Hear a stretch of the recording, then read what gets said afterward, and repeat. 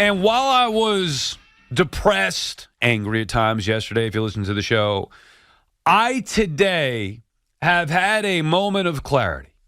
I see the reality of the situation for the New York Mets. We heard from the owner last night in Kansas City as he met the media, addressed the team, he was there. We've heard from the owner before. We referenced it back in June or whenever it was that he spoke. And while there are going to be some changes, significant changes for the Mets, we've obviously already seen that with the trade deadline, it does not mean the reign of King Cohen is over. I still believe in Steve. He will build a competitive team next year. He will get this team competing at a championship level over the next, 3 to 5 years. The Mets will be the dominant team in this town because of King Cohen. Now, it may be different than we like, and believe me, I love the superstars. I wanted Ohtani. I thought that was going to be realistic last year. I thought it was going to be realistic, talk about it this season. Up until I heard him speak in June, that was the first moment I said, Ohtani may not be realistic. And by the way, Ohtani may not be realistic because of Ohtani, not because of King Cohen. But King Cohen made it clear this team will not be built with superstars, but they will be built the right way. And it's easy to get lost in that as a fan.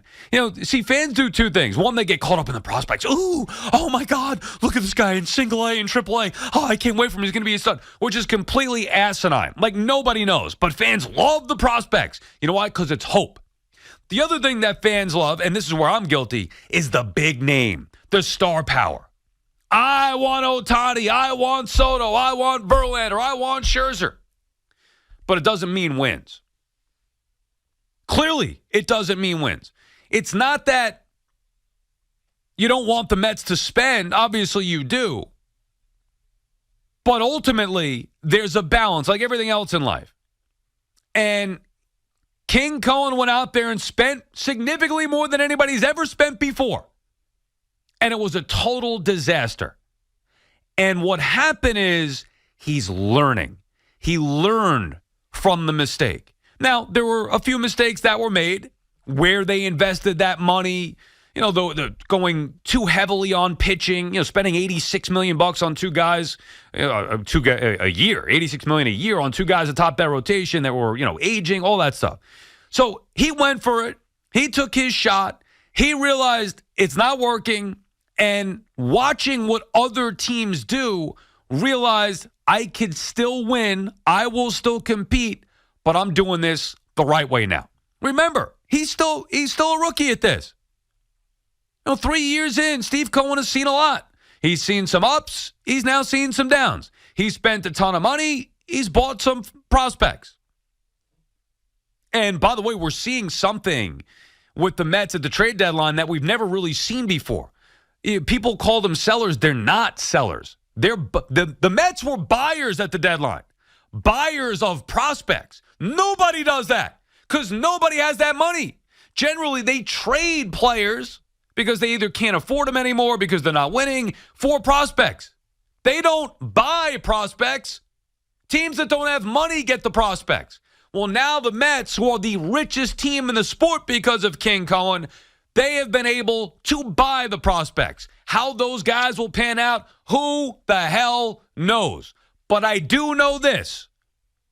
Steve Cohen will build a winning team in Queens. He may not do it the way that you or I want with the sexy players. They may not be able to get Shohei Ohtani, not because they can't afford him, but because it's not smart business, or in Ohtani's case specifically, because he doesn't want to be here.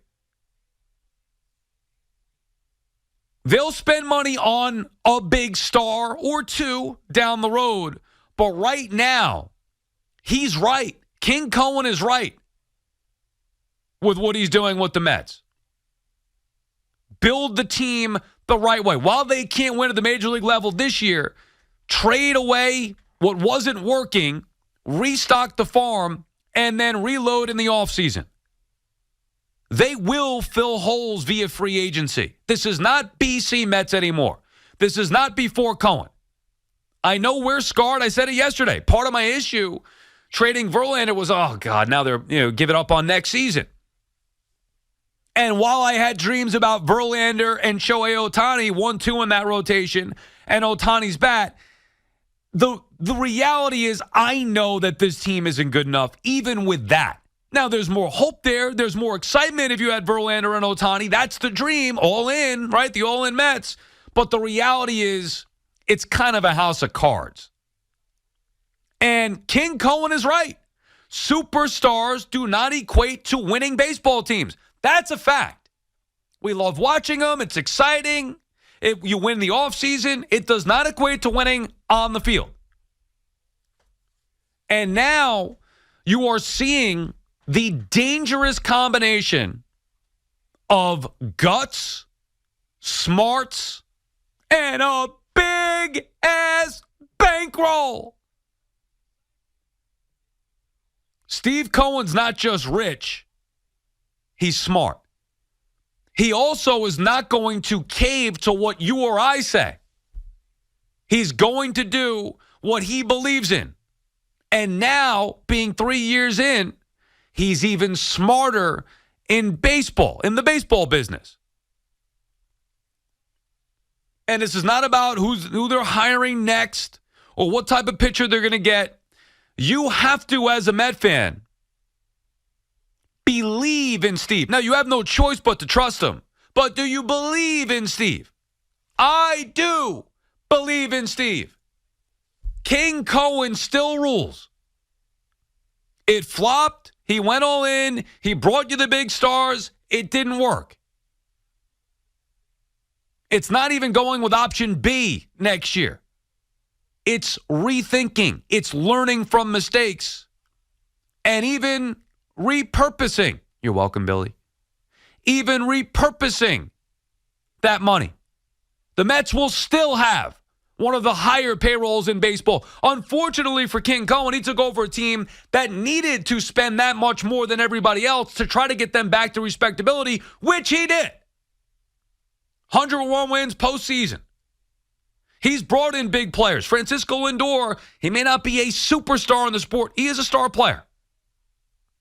And he's paying him accordingly. You know, it's easy to forget the BC Mets before Cohen. Easy to forget that. And by the way, even the BC Mets were able to make it to the World Series in 2015.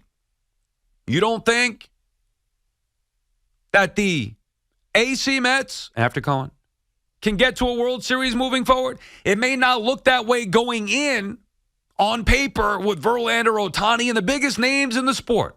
The best team money can buy. But building a sound team based on smart decisions, led by King Cohen and his staff, Billy Epler included, who has proven to you, I mean, I knew Billy Epler was good. Or at least I believed in Billy Epler more than others. And I needed to give him some time to prove himself. And the fact that he can actually trade Max Scherzer and save money and get a top prospect, I mean, he should be taking bows. But based on what we've seen here and knowing Steve Cohen the way that we do, they will build a team that will be competitive. They will build a team that will get into the postseason. And not unlike teams in the past who haven't had the highest payroll, once you get in the postseason, anything's possible. Not to mention keeping the options open as well at the trade deadline. If the team is worth investing in, guess who's going to invest in it? King Cohen. I believe in Steve. Pete is calling from Seaford. Hi, Pete. Sal, I'm sorry. I couldn't disagree with you more on Epler. I mean, he lost the trade deadline so egregiously last year, and you want to call this year a victory. Sure, it's a victory on paper. You have no idea if Baby Acuna or any of these kids are going to be major That's leaguers. not the point. And we won't know for 3 seasons. But that's not the point. The point. Here's what we do know. It's like winning the press conference. No, what does it mean? Hold on. The results are on the field. Hold on. He was able, Billy Epler, and by the way, this is not about Billy Epler. It's about King Cohen. But what Billy Epler was able to do was trade Max Scherzer, who is worthless at this point. I don't care what Texas says or what they think they know. Max Scherzer is washed up. He's done. Every big start he's had, he's gotten rocked. Billy Epler traded him for a top prospect and saved $22 million in the process. One of the great trades in the history of the franchise. I don't know if I would call it one of the great trades in the history of the franchise. Did you watch Scherzer? Did you watch Scherzer pitch, Pete? He was awful, and he was awful in big starts. Although if you look at his season before the big starts, he was spectacular. Okay, but you watched him. Don't give me the numbers. I watched him. Okay, watched him. So what'd you think of Max Scherzer? Would you believe in him? Let's say the Mets were going to the postseason this year. Would you believe in Max Scherzer? Would you trust him in the postseason? No, of course not. The guy missed 8 starts, and then his arm fell off anyway. Bingo. So, okay, so that's one part of it. So did you think Billy Epler would ever be able to trade Max Scherzer, let alone trade him, save $22 million, and get a top prospect back? Did you think that was possible? It's a little Monday morning quarterbacking here, but I definitely think someone was going to trade for Max Scherzer. And you can't sit here and say he got a top prospect. These guys are all on paper. Well, he is. You have He is a top prospect. I'm not saying he's going to be a top major leaguer. He's a top prospect. That's what matters. No. He's a top prospect. Let me know when the AA World Series is on ESPN. Yeah, but that's not. Thanks for the call, Pete. You're missing the point. I don't know if I could get through to you. You're missing the point. It's not about what he's going to turn out to be. Yes, eventually Billy Epler is going to be proven to be a great GM or not based on how some of these guys pan out. We know all of them aren't going to, but they better hope one or two of them does. But it's not about that. That you're missing the point. The point was that most people were saying the Mets wouldn't be able to trade Max Scherzer. Verlander, yes, a lot of teams were interested. Scherzer, no, they weren't. Do you know why? Because other teams must have watched Max Scherzer pitch. Texas was desperate. They were desperate because they lost DeGrom. They're in a position to where they're going to be a playoff team. They knew Nate Eovaldi had an arm issue. So they needed to go out there and add somebody. And they weren't going to pay the premium that they would have had to get Justin Verlander. So they went for Max Scherzer. What other teams went on Scherzer? Have you heard any reports about it? I haven't. So it's not about what Acuna turns out to be. Eventually, yes, obviously you need some of these guys to pan out, like I said, but it's about what he was able to get for a guy who's got zero value. The money was already spent. The money was gone. He saved Steve Cohen $22 million and got back a top prospect. You're misunderstanding. Look, I don't like prospects at all, period. Like, I understand the importance of them, but I'm usually in the business of trading for I would like to trade for known commodity. That's not what a prospect is. It's a prospect, but he's a top prospect. You understand the difference? Brad is calling from Mineola. Hi, Brad. Sal, it's very nice to talk to you. I haven't been able to talk with you yet, but I do want to let you know that if I tried to get in with you guys the last 2 days, and if I got through to you guys 2 days ago, I would be yelling, screaming, red in the face, everything like that. Steve Cohen is doing everything right. He went to Kansas City, even though he said he had a trip planned, and he said what he said last night, and he answered all the questions. Obviously, John Stearns is going to be hired. Billy Epler is going to get demoted. It's going to be exactly what we want. John Stearns is a very good young guy, similar to Theo Epstein. I trust Cohen, and I know you are right that if you look at what Wilpons did, which they would have just got rid of them and not gotten what Cohen got, we're in a different era. This guy has a lot of money, and he bought top prospects. And yes, the guy before was like I was 2 days ago. These top prospects are prospects. You don't know what they're going to do, but they have a lot of potential, and I do believe 2024 we're going to be competitive. Say it with me, Brad. Say it with me. I believe in Steve. I believe in Steve. Yes, you're right, and thank you for the call. It's not right now about the prospects. It's about what they're doing as an organization. And you're right, I was right there with you. I was upset yesterday. 2 days ago, I was livid. Yesterday, I thought I was more depressed, but some anger still was in there. Well, that's gone now. And it's not that I'm not frustrated with this season. Of course, it's terribly disappointing and frustrating what has gone on here in 2023. And I would have liked them to keep Verlander next year to have a top-end pitcher. I believe in building a team with an ace. You need to have that ace to do damage in the postseason. Back into the bullpen, an ace, and you want, at least 3 solid hitters in that lineup. And obviously you build a well-rounded team, but there are certain things you need to succeed. An ace is one of them, at least in my mind. But it's not out of the realm of possibility they add an ace maybe at next year's trade deadline, if that's the missing piece. And I also do know Steve Cohen, while it is going to be dialed back to a still more than average level. Like, Steve Cohen's dialed back. It's like me when I'm not yelling.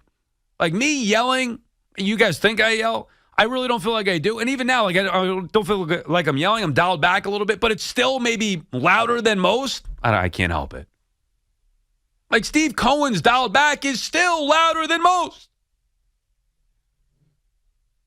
So they may just dial it back to the tune of, hey, you know what? I probably won't get on the phone with Scott Boras and offer Carlos Correa $350 million on top of the already, billions that I've spent or whatever, the exact payroll is. Probably dial it back a little bit. Doesn't mean they're not going to be good. Doesn't mean he's not going to spend. Linda is in Long Beach. Hi, Linda. I agree with you 100%. I think that most Mets fans were worried that Scherzer was going to opt in as a Met.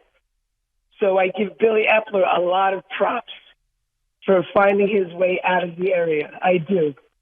And in 2015, Cespedes was the cherry on top. The Mets needed that big bat, and Cespedes fell in the Wilpons' lap, and they were smart enough to sign him. But they had a good team around him to begin with. They had pitching. They had some good right, hitting. but that team overachieved, and this is different now. But I understand that. That team got kind of lucky and overachieved. Those are the BC Mets. You say lucky, but Cespedes is not a lucky hitter. Oh, but you know what? They traded from the last second, and the way that came through, and thank you for the call, Linda. Appreciate checking in. The way that came through, they were lucky. They were lucky. Terry Collins has a good relationship with Jim Leland. They were lucky.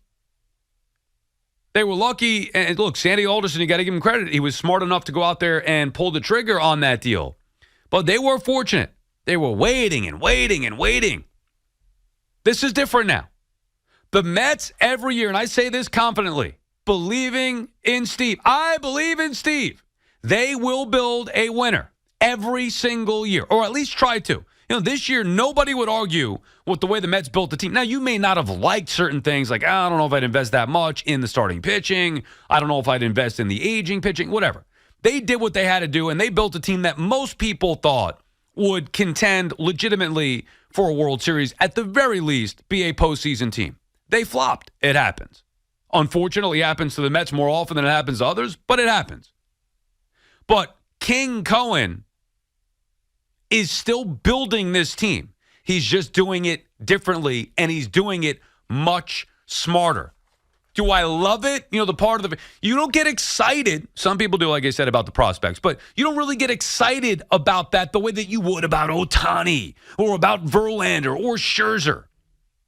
And I think the Met fan was starting to get used to that idea. Trade for Lindor, sign him. Re-sign Nimmo, sign Diaz. They'll extend Pete eventually. That's a whole nother topic. But trade for Verlander.